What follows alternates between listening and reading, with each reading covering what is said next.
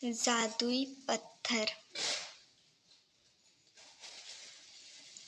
एक गांव में गोपाल नाम का लड़का अपनी माँ के साथ रहता था। वह बचपन से ही हर काम में कमजोर था। वह बचपन से जवान होने के बाद भी वह पहले की तरह ही कमजोर था। गांव के लोग उसकी इसी कमजोरी का फायदा उठाते थे, खासकर तब जब बगिया में आम और जामुन लग जाते थे। एक दिन वह अपने दोस्त के साथ बगीचे में गया और उसके दोस्त बोले, अरे गोपाल, आम तोड़ने आया है या जामुन? गोपाल बोला, दोनों। उसके दोस्त उसकी हंसी उड़ाते हुए बोले, एक तो टूटता नहीं है, दोनों तोड़ेगा। गोपाल बोला, माँ ने कहा है कि दोनों तोड़ कर लाना। उसके दोस्त कहते हैं, तेरा निशाना कभी लगा भी है कि आज लगेगा? मैं दिखाता हूँ कि निशाना कैसे लगाते हैं, ये देख। और उसके दोस्त ने अपने निशाने से एक आम गिरा दिया और उसे गोपाल ने उठा लिया। तभी उसके दोस्त बोले, ये मेरा आम है, तू इसे नहीं ले सकता। गोपाल बोला, ये मेरे पेड़ है, इसे मैं ही लूँगा। और उसके दोस्त उससे झगड़ कर आम ले लेते हैं। गोपाल घर आकर अपनी माँ से ये सब बताते हैं तो उसकी माँ उसे लेकर गांव के मुखिया से इस बात की शिकायत करती है। मुखिया जी ने उसे इस बात के से इनकार कर दिया कि वो आम गोपाल का है। अगर गोपाल को आम चाहिए तो उसे भी निशाना लगाना सीखना होगा।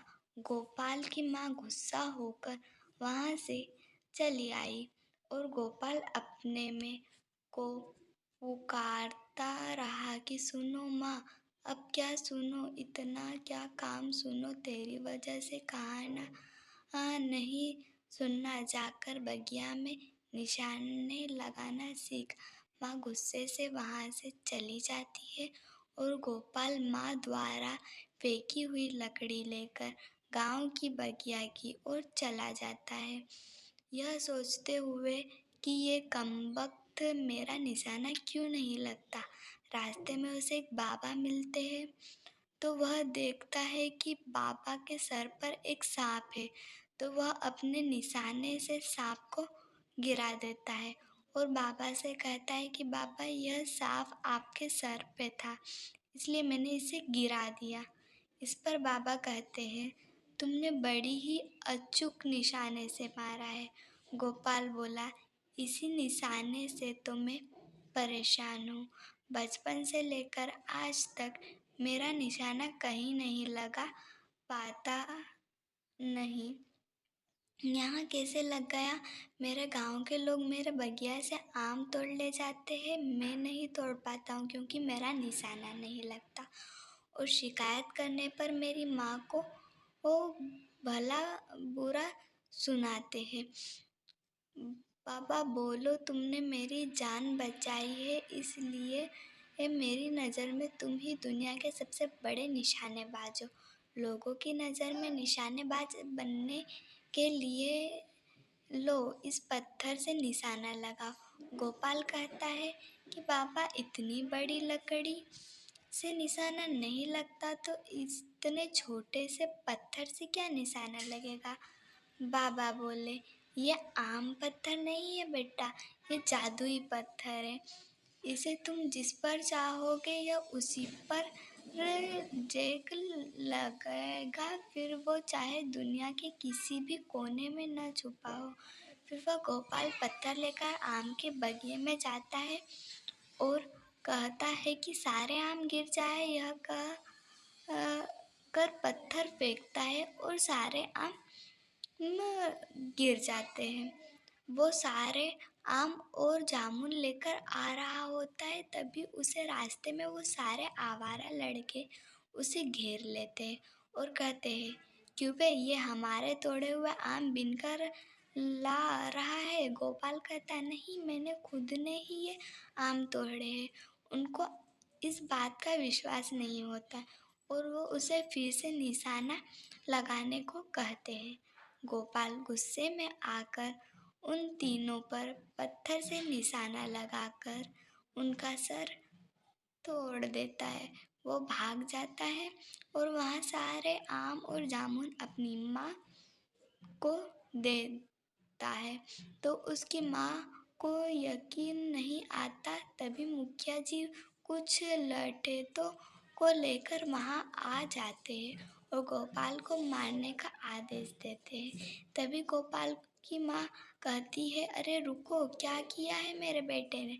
मुखिया जी कहते हैं कि इसने मेरे बेटे और उसके दोस्तों का सर फोड़ दिया है। नहीं नहीं, ये कैसे फोड़ सकता है मुखिया जी? अभी हम फोड़ के बताते हैं कि कैसे फोड़ता है।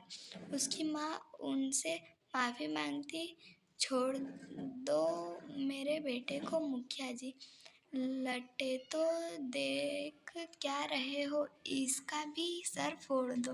गोपाल अपने उस पत्थर से उन सभी का सर फोड़ देता है और इस घटना के बाद गोपाल को गांव में ठाठ बन जाती है और कोई भी गोपाल से लड़ने की हिम्मत नहीं रखता। सब लोग गोपाल से डरते हैं। इसी डर की वजह से पूरा गांव उससे बात करना छोड़ देता। एक दिन उसकी माँ उसे समझाती है, गोपाल बेटा, ये जादुई पत्थर फेंक दे तू, इसकी वजह से पूरा गांव हमें खिलाफ हो गया है। कोई भी हमसे बात नहीं करना चाहता, कोई हमसे रिश्ता नहीं रखना चाहता। गोपाल बोला, पहले ही हमसे कौन सा रिश्ता रखना चाहते थे? कम से कम गांव की औरतें मेरे साथ उठती बैठती तो थी, पर अब कोई बात तक नहीं करता। गोपाल कहता, ठीक है, मैं इस पत्थर को फेंक आता हूँ। जैसे ही वह पत्थर फेंकने के लिए बाहर आता तो देखता है कि सारा गांव इधर उधर भाग रहा है, सारे लोग चिल्ला रहे। तभी एक गांव वाला कहता है कि भागो, टिड्डियाँ हमारे खेतों को तबाह कर देगी, तो हम खाएंगे क्या? हम उन्हें मार भी तो नहीं सकते, क्या करें? मुखिया जी तभी गोपाल कहता है किसी कुछ करने की ज़रूरत नहीं है, मेरे रहते हमारे गांव की फसल बर्बाद नहीं होगी। काका और वह पत्थर से कहता है कि सारी टिड्डियों को मार मार के भगा दो।